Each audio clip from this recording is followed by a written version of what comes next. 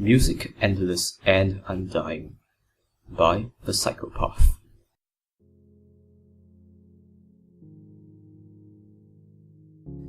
Little Flavio, a cult of tremendous renown today, but it is more infamity than the usual worth of a musician. Born to a family of two, the young cult grew up as a foal surprisingly loved and cherished by brother, sister, mother, and a father within the confines of the city front situated in France. The father, the head of a mining operation, brought in much-needed coin for a family that allowed them to live just right. They had enough food, clothing, but still had to save for special occasions when gifts were given out. The cramped streets of Front were just another bout of a lack of technology and general knowledge of hygiene, so maladies were always rampant. Not one day would go by that a carter wearing a beaked mask would walk through the streets empty-hoofed, something that any pony would find discomfort in. Flavio did not care for these things, however. In France, specifically on the high plateau that France stood proudly on, rain was a prominent feature of the day, and Flavio hated that. He hated rain. In fact, he absolutely despised anything that reminded him of rain, such as a dripping faucet, pump, or even tears. So much so that even when he was hurt, be it physically or emotionally, he wouldn't cry. Well, that's not true. He would make the sounds and his face would swell up like a tomato, but no tears or snivel would leak from his face. As time passed, however, the young stallion, his coat having turned a pale blue with a resplendent silver mane and tail, pondered about his future. At 16, he still hadn't found his one true talent, and his parents worried for him. In a day and age where one's talent decided their future, suspense of a cutie mark's appearance was troublesome. The first brother had inherited his father's position after harsh study and training, and the sister became a courtier for the local nobility, something she seemed quite good at, even though her talents could not protect her from the capricious personality of the spoiled all the time. The young stallion looked through his room window, his head resting on his foreleg, and sighed. The trickling of water droplets on his dirty window were the only things that made any semblance of noise. Irritated, annoyed, and tired, the sound of water hitting glass started filling Flavio's ears, and just before he lost it, he started to notice something. His ears perked up as he looked around his wooden room. The large bed, covered with a crimson blanket and head with two white pillows, made no sound. The hoof-carved drawers, their surfaces something like a Conan sculpture, were not creaking as furniture had a tendency to do. His vanity mirror rested calmly upon its legs. The various fictitious products of equally varied size and color did not move by some manner of ghostly hoof. No, it was the rain, the thing he detested the most, the thing that bothered him throughout his whole life. Suddenly, a stroke of inspiration, if only to get rid of this annoying noise in his head. Downstairs, next to the entrance, laid a harpsichord, a modest little thing made from polished redwood with 2 rows of painted keys, having come from a grateful dignitary when Flavio's sister was commissioned by the local governor to make him a beautiful scarf. The instrument remained in the house for the young stallion's mother to play with on her free time. He pulled the small stool up and, with heart pounding and breath irregular, put his hoofs on the instrument. Noise. That's all that came out. But he would not relent. That sound needed to leave his ears. That accursed tapping of rain against glass. Weeks passed that he trained himself to associate each key with sound, and each sound became associated with a key and hoof position. Eventually, he became confident enough to play the instrument in front of his family during a celebration to honor spirits, and it is said that upon a single stroke of ivory, that his cutie mark appeared by the thanks of spirits.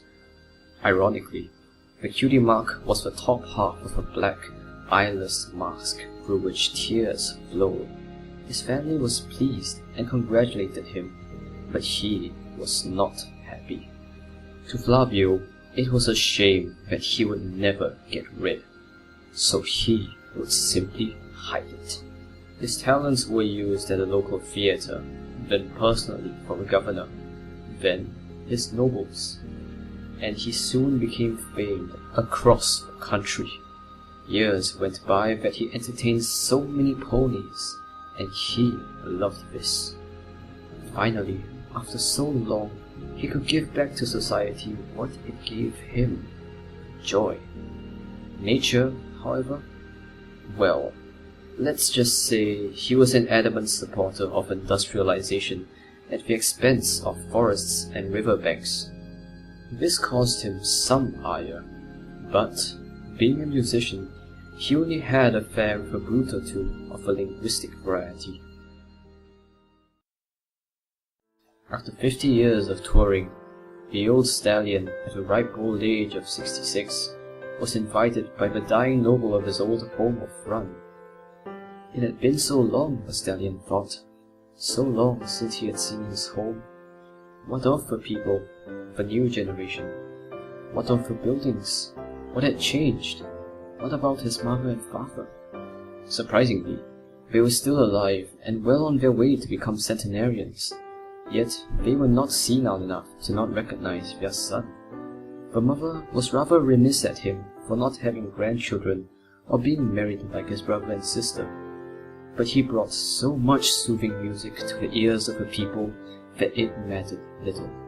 He already had a legacy made, and he wouldn't be forgotten, nor would his family. A mere week after arriving, the old harpsichord was taken from Flavio's old home and placed in the same large theatre as his first performance. Much like the city, it hadn't changed much. Curtains of velvet red draped around rows and rows and rows of golden seats, and over those even more seats. Several hundred ponies came for the performance, and he was happy, so he started the music at due time. Yet the 4 seats reserved for his family remained empty. It was okay though, as his performances lasted several hours, so he played on, entertaining the masses. But whoa, the family did not arrive after 3 hours. Something was wrong, he thought, but he carried on. Hours became minutes, which themselves became seconds, and no sign. Looking up from his instrument, Flavio realized something. Blue specters were sitting upon the empty seats above, and the personal studios around. What did this mean? The only empty seats were the 4 remaining at the front, yet still empty. Then the stallion had a better look, and realized something dreadful. Even though the years had passed, some of these revenants were old nobles from the time before when he was so young. He couldn't understand. Then it hit him. His talent was not a boon. It was not even a blessing. It was a curse, not to him, but to his listeners, damned forever to listen to his concerts until he died.